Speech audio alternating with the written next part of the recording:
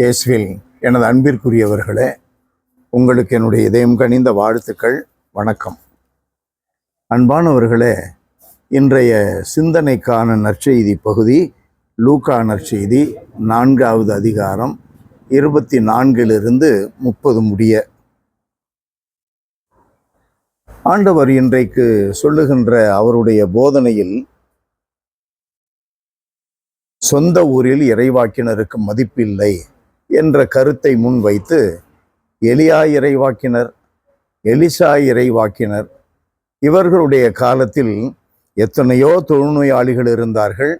ஆனால் நாமானுக்குத்தான் சுகம் கிடைத்தது எலிசா இறைவாக்கினர் வழியாக.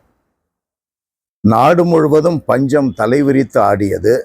ஆனால் எலியா இறைவாக்கினருக்கு உணவு கொடுத்த சாரிபாத் பெண் அன்றைக்கு பஞ்சத்திலிருந்து முழுமையாக விடுபட்டார். நாடு முழுவதும் பஞ்சம். எலியா இறைவாக்கினரை மக்கள் மதிக்கவில்லை. எலிசா இறைவாக்கினரை நாமான் மதிக்கவில்லை. பிறகுதான் மனம் திரும்புகிறான். ஒவ்வொரு மனிதனையும், இறைவாக்கினர் என்று அல்ல, ஒவ்வொரு மனிதனையும் மதிப்பதற்கு நமக்கு கற்றுத்தருகிறார் கடவுள். ஒவ்வொரு மனிதனிடமிருந்தும் கடவுளுடைய குரல் ஒலிக்கிறது. அவனுடைய ஏழ்மையிலிருந்து ஒலிக்கும், அவனுடைய தேவைகளிலிருந்து ஒலிக்கும், அவனுடைய ஆணவ மிகுந்த செல்வ செருக்கிலிருந்து ஒலிக்கும். கடவுளுடைய குரல் நமக்கு வெளிப்படும் பொழுது இறைவாக்கு, அதுதான் இறைவாக்கு என்பதை உணர்ந்து கொள்ள வேண்டும். அப்போ ஒரு குருவானவர், ஒரு ஆயர் என்று அல்ல, மனிதனை மதிக்க கற்றுக்கொள். ஒவ்வொரு மனிதனிடமிருந்தும் கடவுள் பேசுகிறார். நாமானுக்கு எலிசா இறைவாக்கினர் வழியாக பேசியது பின்னர் தான் உணர்விற்குள் வருகிறது.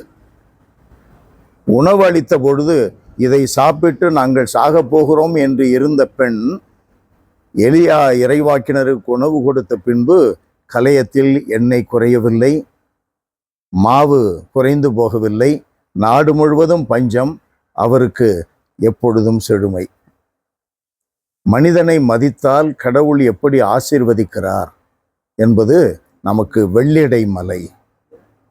அன்பு நிறைந்த எங்கள் இறைவா, ஒவ்வொரு மனிதனையும் மதித்தாலே எங்களுக்கு மலை போன்ற துன்பங்கள் கரைந்து போகும்படி உம்முடைய பேர் இரக்கத்தை எங்கள் மேல் பொழிகிறீர். ஆண்டவரே, உம்முடைய வாக்கை உரைப்பதே பணியாக கொண்டிருக்கிறவர்களை நாங்கள் மதித்து எங்கள் வாழ்க்கை நடத்தும் பொழுது வலப்பக்கம் இடப்பக்கம் என்று திரும்பாதே, இதுதான் பாதை என்று சொல்லுகின்ற உம்முடைய குரல் எங்களுக்கு வெளியே வந்த வசந்தம் போல எப்பொழுதும் எங்களை தள்ளிக்கொண்டே செல்லும். இதை உணர்ந்து கொள்ளுகின்ற வரத்தை எங்களுக்கு தருவீரா? இயேசுவின் நாமத்தில் ஜெபிக்கிறோம் பிதாவே. ஆமென், ஆமென்.